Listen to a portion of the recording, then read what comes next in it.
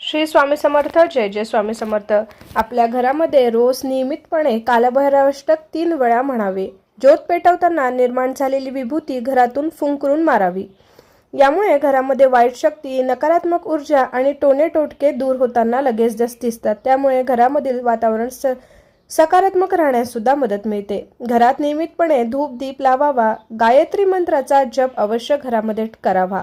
हनुमान चालीसा, रामरक्षा स्तोत्राचे पठण करावे. दर गुरुवारी गुरुवार व्रत करावे आणि गुरुजींची पूजा करावी. दर शनिवारी शनिदेवाला तेल आणि उडी अर्पण करावे. दर रविवारी सूर्यनारायणाला जल अर्पण करावे. दर महिन्याला अमावस्येला पौर्णिमेला पितरांसाठी पिंडदान सुद्धा अवश्य करावे.